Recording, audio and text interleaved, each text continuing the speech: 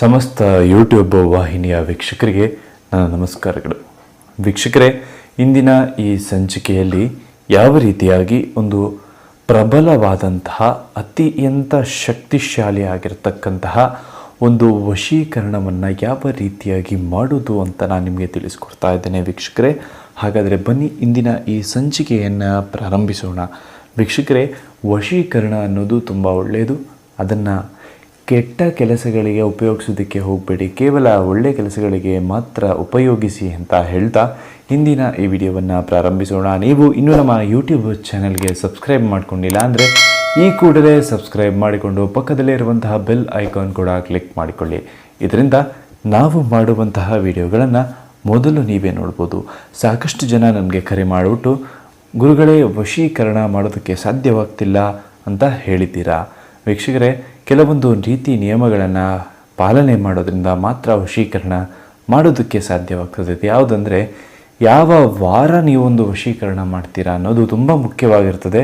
ಹಾಗೂ ವಶೀಕರಣ ಮಾಡೋದಕ್ಕೆ ನೀವು ಕೆಲವೊಂದು ರೀತಿ ನಿಯತಿಗಳನ್ನು ಪಾಲಿಸ್ಕೊಂಡು ಬರಬೇಕಾಗ್ತದೆ. ಅದು ಯಾವ ರೀತಿಯಾಗಿ ಅಂತ ನಾನು ನಿಮಗೆ ತಿಳಿಸ್ಕೊಡ್ತೇನೆ ವೀಕ್ಷಕರೇ. ಈ ವಿಡಿಯೋವನ್ನು ಕೊನೆ ತನಕ ನೋಡಿ. ಹಾಗಾದರೆ ಬನ್ನಿ ಇಂದಿನ ಈ ಸಂಚಿಕೆಯನ್ನು ಪ್ರಾರಂಭಿಸೋಣ. ಮೊದಲಿಗೆ ಈ ಒಂದು ವಶೀಕರಣ ಮಾಡೋದಕ್ಕೆ ಯಾವ ಯಾವ ವಸ್ತುಗಳ ಉಪಯೋಗ ಇದೆ ಅಂತ ನೋಡೋದಾದರೆ, ಒಂದು ನಿಂಬೆ ಹಣ್ಣನ್ನು ತಗೋಬೇಕಾಗುತ್ತೆ ವೀಕ್ಷಕರೇ. ಒಂದು ನಿಂಬೆ ಹಣ್ಣನ್ನು ತೆಗೆದುಕೊಂಡ ನಂತರ ಒಂದು ಮಾರ್ಕರ್ನ ಸಹಾಯದಿಂದ ಅದರ ಮೇಲೆ ನೀವು ಯಾರನ್ನು ವಶೀಕರಣ ಮಾಡ್ಕೋಬೇಕು ಅಂತ ಇರ್ತೀರಲ್ಲ ಅವರ ಹೆಸರನ್ನು ಬರೀಬೇಕಾಗ್ತದೆ ವೀಕ್ಷಕರೇ. ಯಾವ ರೀತಿಯಾಗಿ ಬರೀಬೇಕು ಅಂದರೆ, ನೀವಿಲ್ಲಿ ನೋಡ್ಬೋದು, ನಿಂಬೆಹಣ್ಣನ್ನು ಈ ರೀತಿಯಾಗಿ ಹಿಡ್ಕೊಂಡು ಅವರ ಹೆಸರನ್ನು ಇದರ ಮೇಲೆ ಬರಬೇಕಾಗ್ತದೆ.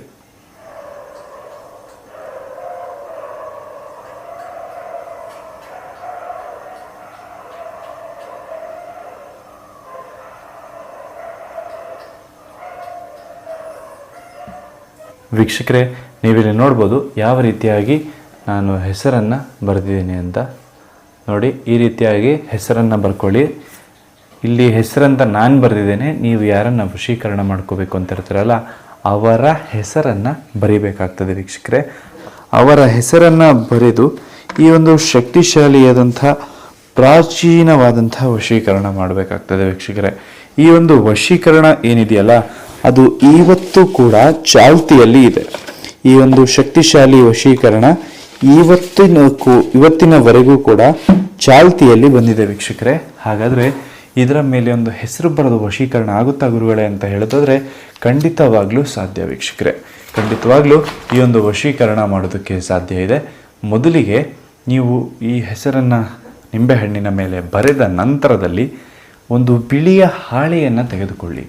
ಬಿಳಿಯ ಹಾಳೆಯನ್ನು ತೆಗೆದುಕೊಂಡು ಈ ಒಂದು ಮಂತ್ರವನ್ನು ಬರೀರಿ ವೀಕ್ಷಕರೇ. ಯಾವುದಾ ಮಂತ್ರ ಅಂತ ನೋಡೋದಾದರೆ, ಓಂ ವಶೀಕರಣಂ ಹ್ರೀಂ ವಶೀಕರಣಂ ಶ್ರೀಂ ವಶೀಕರಣಂ.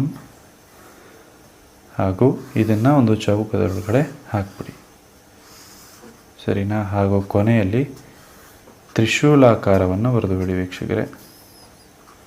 ಇದನ್ನು ಸಾಧ್ಯವಾದರೆ ಹಿತ್ತಾಳೆಯಲ್ಲಿ ಮಾಡೋದು ತುಂಬ ಉತ್ತಮವಾಗ್ತದೆ. ಹಿತ್ತಾಳೆಯ ತಗಡಿನಲ್ಲಿ ಮಾಡೋದು ತುಂಬ ಉತ್ತಮವಾದಂತಹ ಒಂದು ರಿಸಲ್ಟನ್ನು ನಿಮಗೆ ನೀಡುತ್ತದೆ ವೀಕ್ಷಕರೇ. ಹಾಗೇನಾದರೂ ಮಾಡೋದಕ್ಕೆ ಸಾಧ್ಯ ಆಗಲಿಲ್ಲ ಅಂತಂದರೆ ಬಿಳಿಯ ಹಾಳೆಯ ಮೇಲೆ ಮಾಡ್ಕೊಳ್ಳಿ. ಹಾಗೂ ಕುಂಕುಮವನ್ನು ಹಾಕಿ ಹಾಗೂ ಸ್ವಲ್ಪ ಅರಸಿನವನ್ನು ಹಾಕಿಬಿಟ್ಟು ಇದಕ್ಕೆ ಈ ಒಂದು ಸುಲಭವಾದಂತಹ ಮಂತ್ರವನ್ನು ನೀವು ಹೇಳಬೇಕಾಗ್ತದೆ. ಯಾವುದಾ ಮಂತ್ರ ಅಂದರೆ, ಕ್ಲೀಂ ಇಷ್ಟಸಿದ್ಧಿ ವಶಂ ಸ್ವಾಹ. ಕ್ಲೀಂ ಇಷ್ಟಸಿದ್ಧಿ ಸ್ವಾಹ. ಈ ಒಂದು ಸಣ್ಣದಾದಂತಹ ಮಂತ್ರವನ್ನು ನೀವು ಎಷ್ಟು ಬಾರಿ ಸಾಧ್ಯವೋ ಅಷ್ಟು ಬಾರಿ ಜಪ ಮಾಡಬೇಕಾಗ್ತದೆ ವೀಕ್ಷಕರೇ.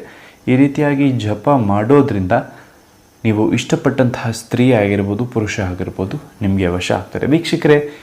ವಶೀಕರಣ ಅನ್ನೋದು ಒಳ್ಳೆಯದು. ಅದನ್ನು ಕೇವಲ ಒಳ್ಳೆಯ ಕೆಲಸಗಳಿಗೆ ಮಾತ್ರ ಉಪಯೋಗಿಸಿ, ಕೆಟ್ಟ ಕೆಲಸಗಳಿಗೆ ಉಪಯೋಗಿಸೋದಕ್ಕೆ ಹೋಗಬೇಡಿ ವೀಕ್ಷಕರೇ. ಹಾಗೆ ಈ ಒಂದು ಯಂತ್ರವನ್ನು ಏನು ಬರೆದಿದ್ದೀರಲ್ಲ, ಈ ಯಂತ್ರವನ್ನು ನಿಮ್ಮ ಮನೆಯಲ್ಲಿ ಇಟ್ಟು 12 ದಿನಗಳವರೆಗೆ ಪೂಜೆ ಮಾಡಬೇಕಾಗ್ತದೆ ವೀಕ್ಷಕರೇ. 12 ದಿನಗಳವರೆಗೆ ಸತತವಾಗಿ ಪೂಜೆ ಮಾಡಬೇಕಾಗ್ತದೆ. ಈ ರೀತಿ ಮಾಡುವುದರಿಂದ ನೀವು ಇಷ್ಟಪಟ್ಟಂತಹ ಸ್ತ್ರೀ ಆಗಿರ್ಬೋದು, ಪುರುಷ ಆಗಿರ್ಬೋದು ನಿಮಗೆ ವಶ ಆಗ್ತಾರೆ, ನಿಮ್ಮ ವಶೀಕರಣ ಆಗ್ತಾರೆ. ಹಾಗೂ ಈ ನಿಂಬೆಯನ್ನು ಏನು ಮಾಡಬೇಕು ಅಂತ ಹೇಳೋದಾದರೆ, ಒಂದು ಕಲ್ಪವೃಕ್ಷದ ಕೆಳಗೆ, ಕಲ್ಪವೃಕ್ಷ ಅಂದರೆ ತೆಂಗಿನ ಮರ, ಈ ತೆಂಗಿನ ಮರದ ಬುಡಕ್ಕೆ ಇದನ್ನು ಹಾಕಿ ಬನ್ನಿ. ಈ ರೀತಿ ಮಾಡೋದ್ರಿಂದ ಖಂಡಿತವಾಗಲೂ ಕೂಡ ನೀವು ಇಷ್ಟಪಟ್ಟಂತಹ ಸ್ತ್ರೀ ಆಗಿರ್ಬೋದು, ಪುರುಷ ಆಗಿರ್ಬೋದು ನಿಮಗೆ ವಶೀಕರಣ ಆಗ್ತಾರೆ. ನೀವು ಹೇಳಿದ ರೀತಿಯಲ್ಲಿ ಕೇಳ್ತಾರೆ ವೀಕ್ಷಕರೇ. ಇದನ್ನು ಕೇವಲ ಒಳ್ಳೆ ಕೆಲಸಗಳಿಗೆ ಮಾತ್ರ ಉಪಯೋಗಿಸಿ ಅಂತ ಹೇಳ್ತಾ ಇಂದಿನ ಈ ವಿಶೇಷವಾದಂತಹ ಸಂಚಿಕೆಯನ್ನು ಮುಗಿಸಿಕೊಳ್ಳೋಣ. ಸರ್ವೇ ಜನವು ಸುಖಿನೋ ಭವಂತು. ನಮಸ್ಕಾರ ವೀಕ್ಷಕರೇ.